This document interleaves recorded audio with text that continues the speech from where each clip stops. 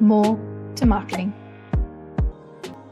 Welcome to More to Marketing, the podcast that explores marketing, product, and all things business. I'm your host, Susan Walsh, and we are learning about the concept of whole body intelligence and how it relates to intuition in decision making. To share her learnings, we have a very special guest, Andrea. Andrea is a human behind the bold life design. So make sure you write that down, the bold life design.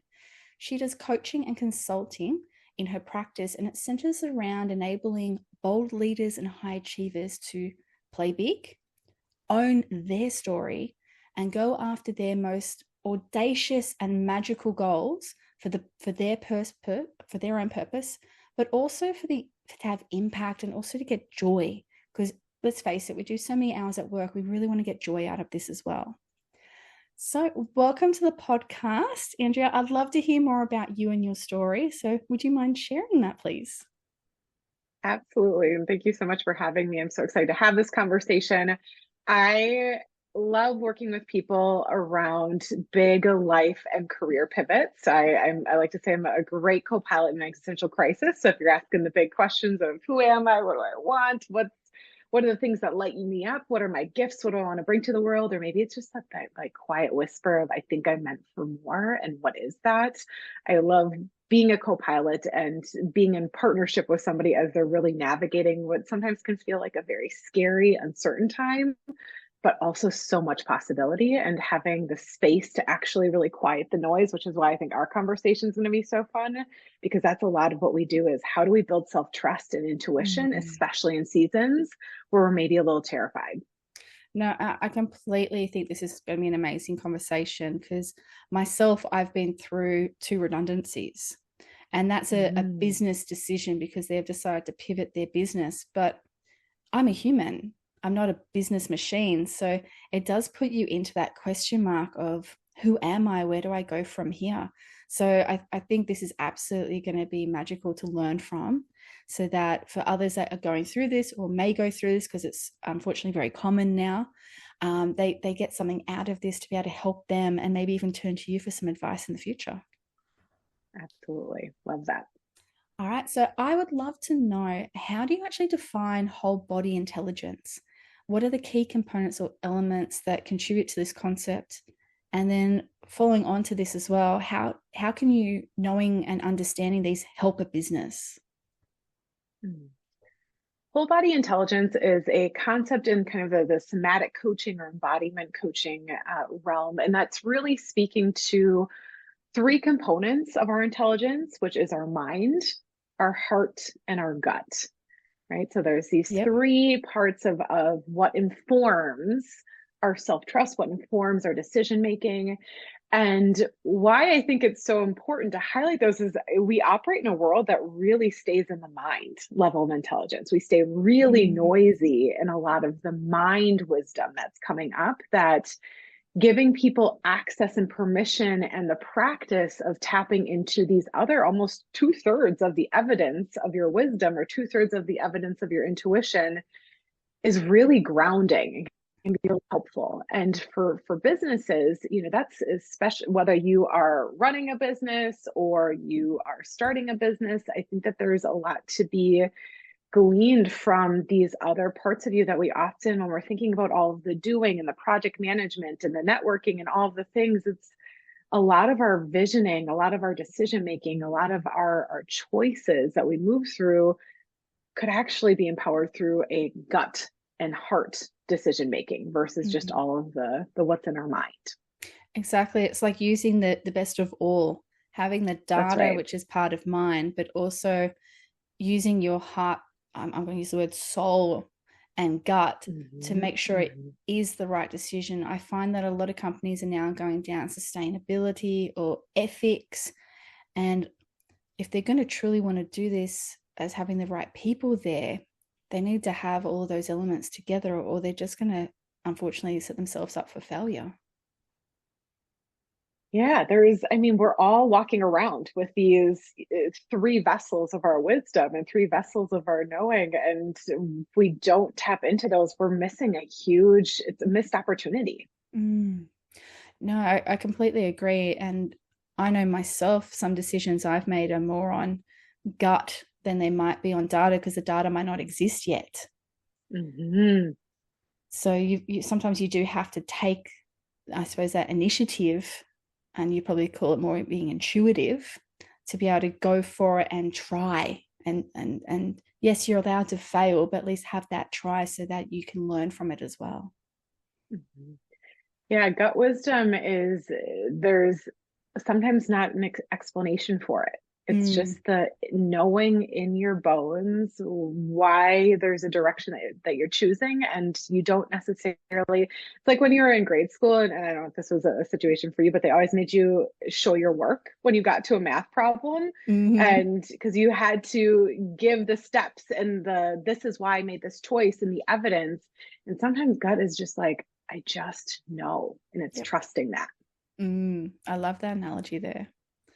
Mhm. How does the body psychologically respond, though, such as your visceral reactions or that gut feel, play a role in the whole body intelligence and intuition? I can never say that word. Decision making. So when I'm doing the practice of really tapping into these different parts of the wisdom with a client, what we start with first is acknowledging that, like I said, mind is really noisy. Mind takes up a lot of space. I Mm, like to think about, if we think about the boardroom of our inner directors, inner board of directors, mind might be the most vocal one. They're the one that's standing up, pound or fist on the table. And we got to give some space to these other humans or other parts of you that are at mm, this board. And so we have to acknowledge mind. And a lot of times it's like, thank you for your service, but you can actually go take a snack break now. Like yep. we're gonna ask mind to come offline so that we can get quiet enough to hear these Mm, other parts of our wisdom. And I'm saying that to say, sometimes we can't feel those visceral physiological sensations of heart and gut until we've done that, until we've given mind permission to rest and go offline for a minute so that we can get quiet enough to feel that. And then it's different for everybody, but there might be a warmth that you notice. There might be actual language that comes up for you. There might be mm, a shift in your energy. It can be a whole lot of different sensations, and the whole goal is then for you to actually feel those, mm. make sense of them.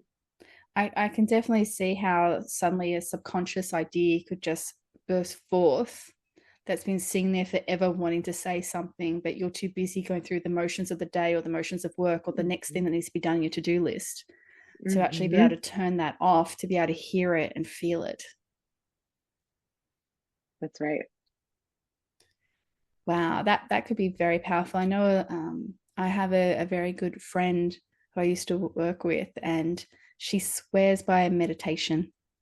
Mm-hmm. That's how she gets herself centered, to be able to hear these type of things coming through her to help her with decision making. Mm-hmm.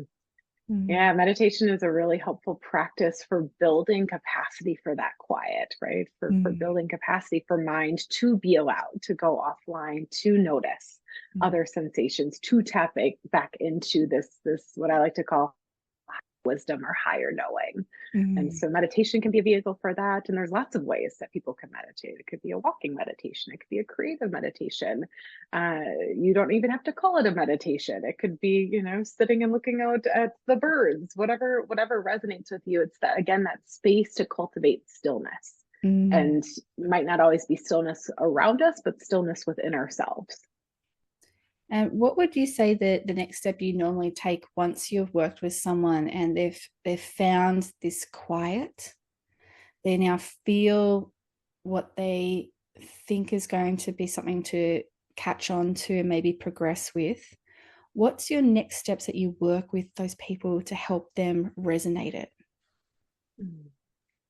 I am not sure if I'm answering your question specifically, so I'm going to back up a little bit and then we'll go from there. But I first have them, so we invite mine to take a bit of a snack break. Thank you for your Yep. service. We'll come back to you in a minute. We're not missing you, but we just have some other people, other parts that need to be heard from.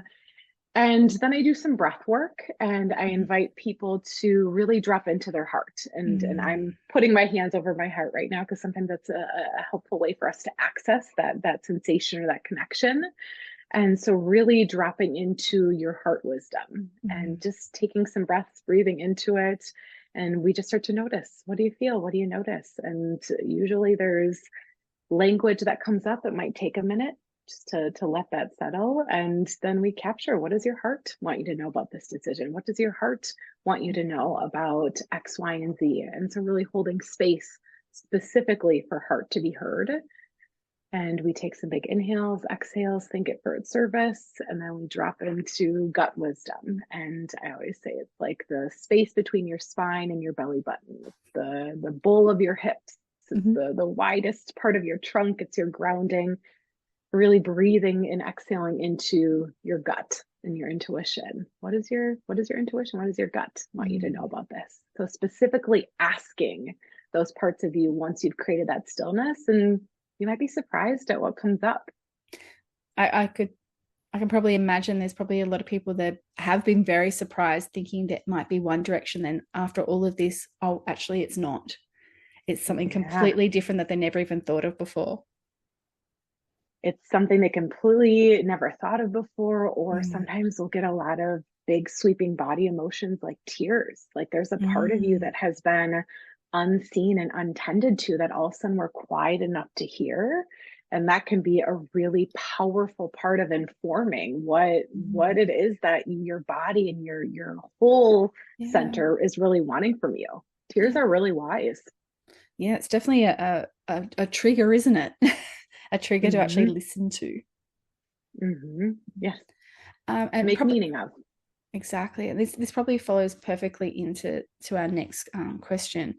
How do mindfulness practices or body awareness techniques contribute to the development of whole body intelligence and enhance that intuitive decision making abilities? So we've talked a bit about tears now, but what else can you talk to and share?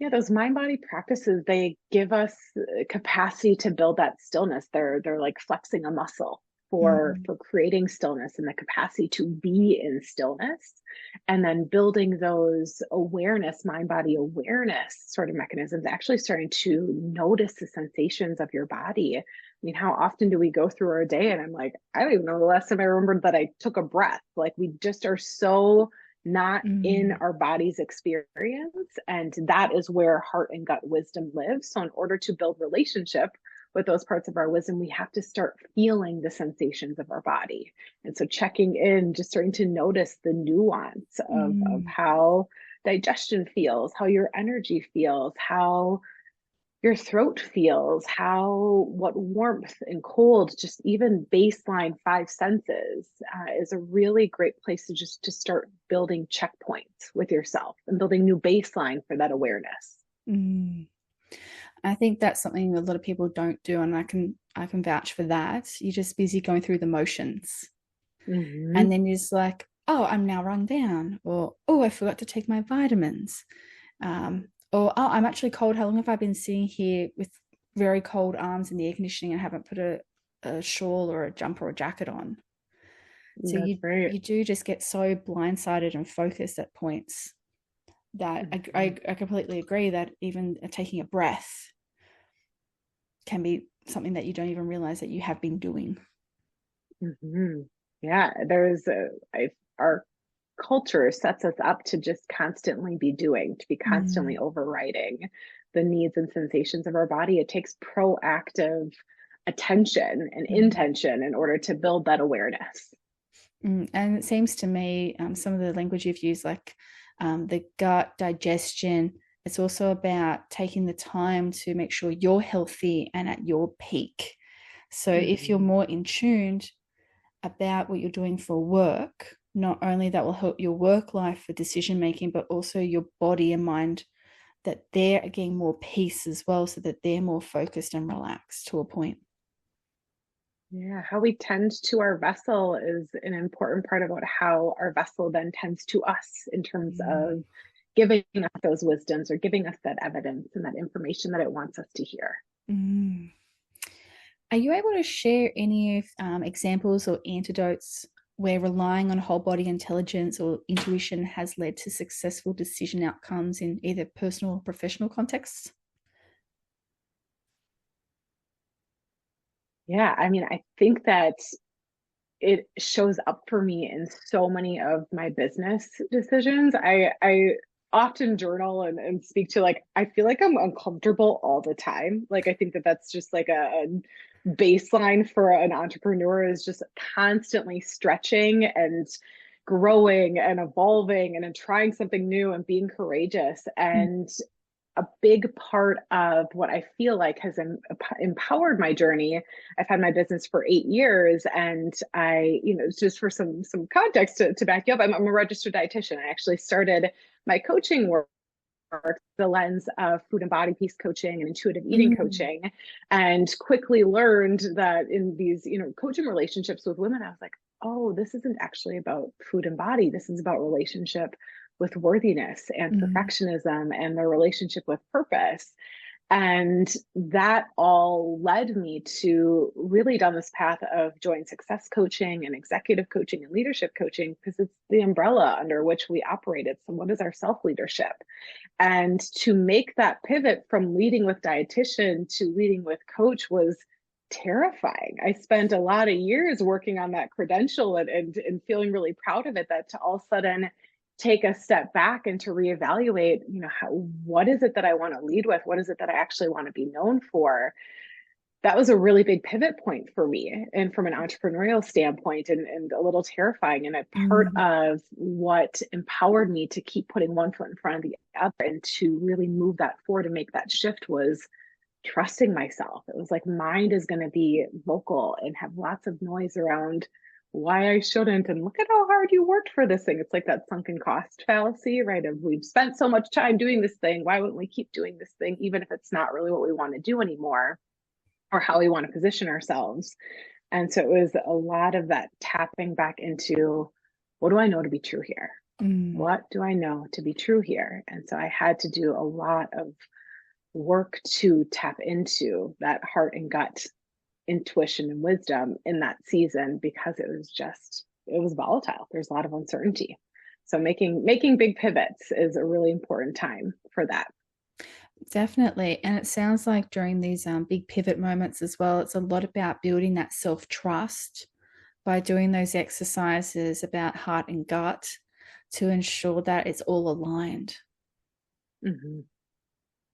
Yeah, there's the practice of it. There's We can't passively feel these wisdoms. It's so Mm. countercultural that it's getting into the practice of really quieting mind and tapping into heart and gut, and similar, asking myself, like I ask my clients, like, what does your heart want you to know about Mm. this decision? What does your gut want you to know about this decision? And it's interesting, and this seems to be a thorough line in a lot of the clients that I work with, but also my own experience.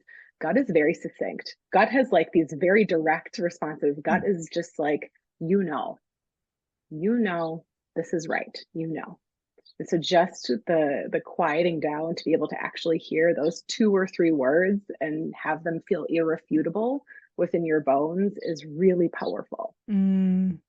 No, completely agree. Like even in my personal life, because all these exercises can be used for not just work but also personal life.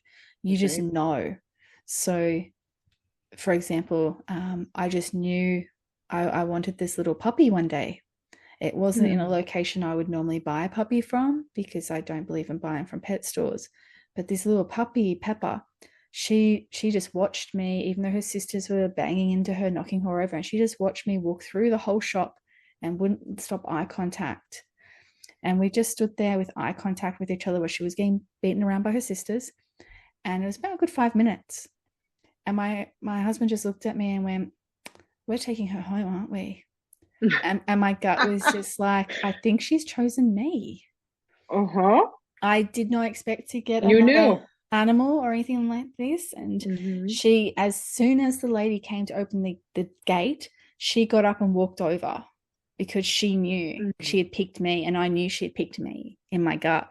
And I knew I wasn't leaving there without her because she wasn't going to let me. And as soon as she went into my little arms, she just started to cry and cry, happy cries.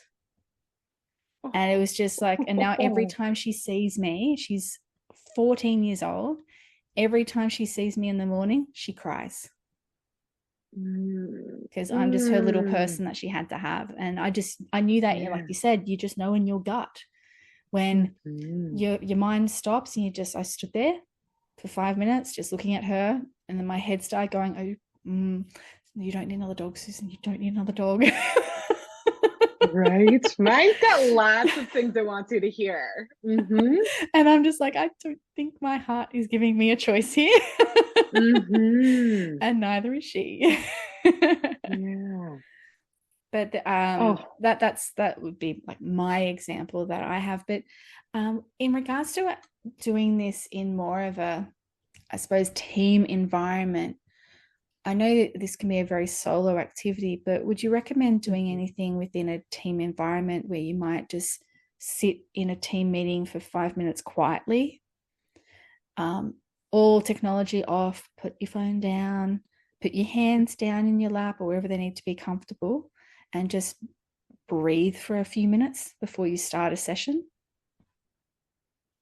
I think that our world would be in a very different place if we all took a moment to be still and silent and to tap into our heart and gut wisdoms before we made big decisions. So I am Mm, all on board with that. I think that there's the reality is we're walking around with these bodies of evidence within ourselves all the time, and we're often even making choices on the basis of these. We're just not getting to a place of really acknowledging the source and the mm, origin. And so it's can be powerful in meetings to, I like to say, pull the dark scary corner, whatever mind's got cooking, we're just gonna lay it on the table and we're gonna let it rest there for a little bit. And then, okay, what happens mm, when we tap into what does our heart want to know about this mm, decision? What does our gut want us to know about this mm, decision or these options? And it's countercultural. So, working a team up to that place of being able to have safety, psychological mm, safety, to be open and honest in those conversations, because there's a level of vulnerability when we drop out of all of the mind headspace into heart wisdom and gut wisdom. There's vulnerability there, and so that has to definitely. be that safety has to be held within the team culture and by the team leaders in order to Mm, facilitate that level of share. mm. I completely agree because that does leave you in a space of, am I different to everyone else or does everyone think the same as me? Mm-hmm. Mm. Mm-hmm. And I can see also these tools being very useful in those big, as you do call them, the big pivot moments, but particularly for things like redundancies, where you now have a potential choice of where you want what you want to do next, and you might be afraid of that decision. It could be starting your own business or changing fields of career. And how do you get the voice out of your head of doubt to say, let's give it a try. Let's give myself permission to try, permission to actually go out there and give it a go, and permission to fail, but learn when I fail as well and still be on my feet. Yeah. A lot of our inner critic is they're alive and well in our mind, and our courage is often in Mm, our heart or our gut.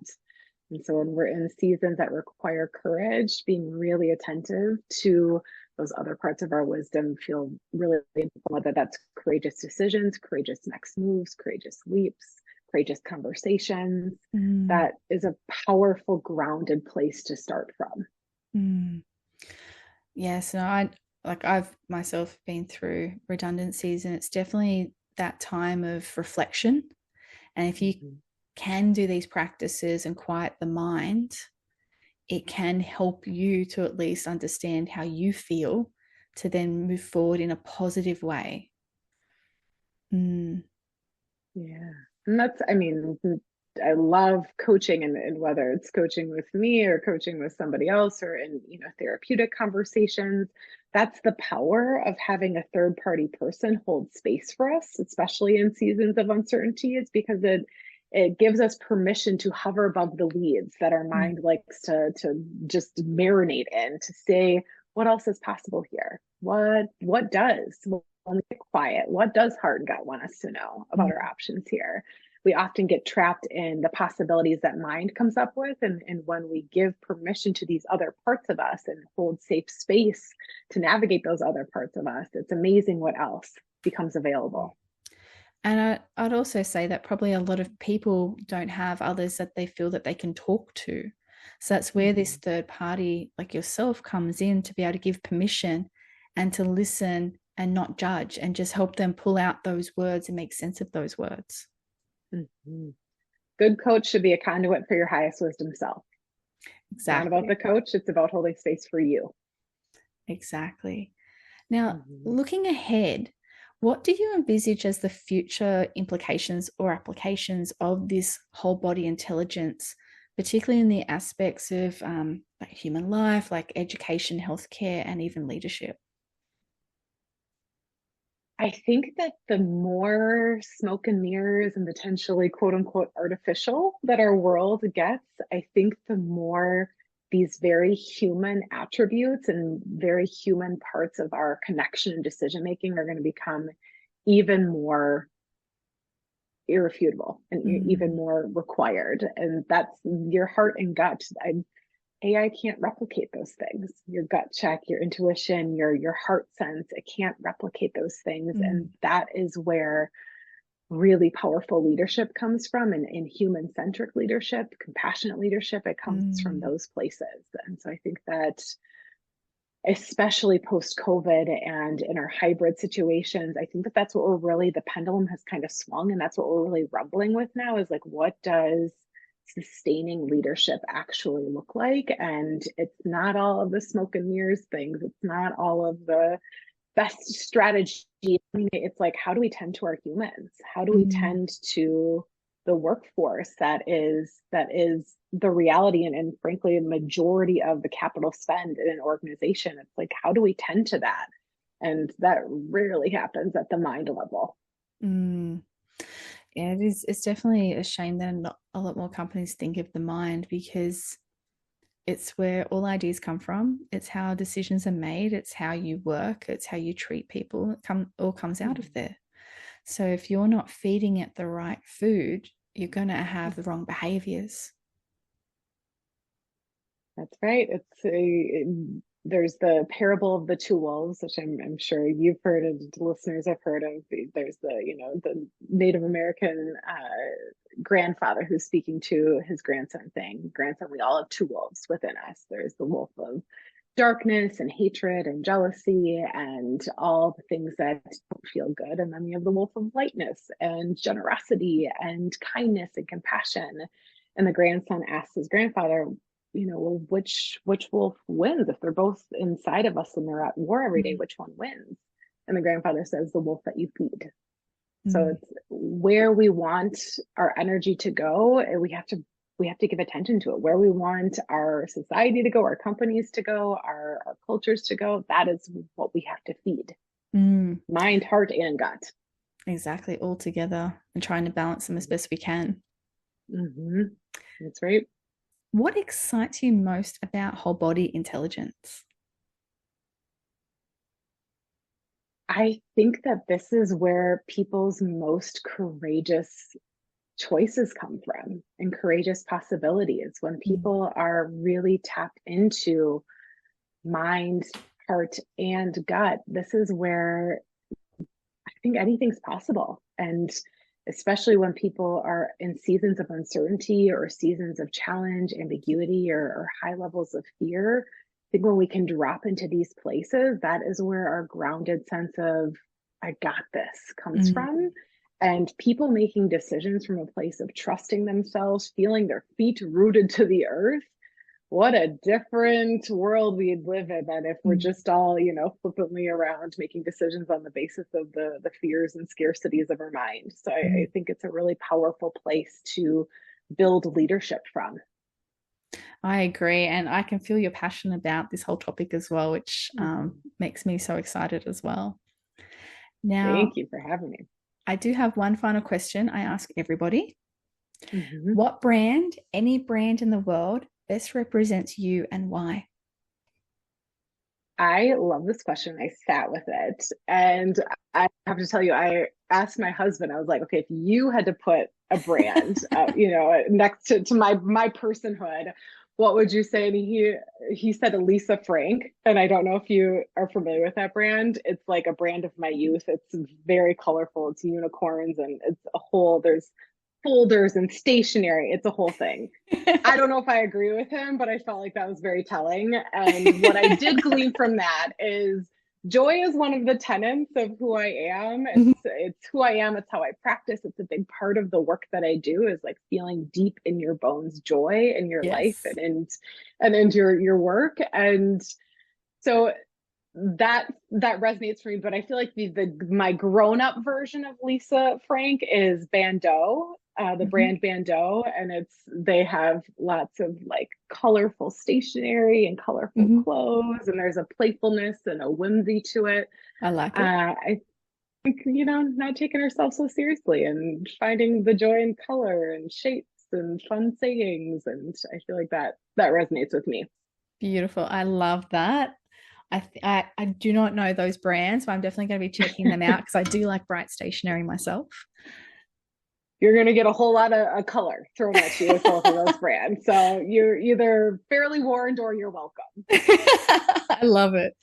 Mhm. Thank you again so much for your time. I'm just going to do a quick wrap up as well.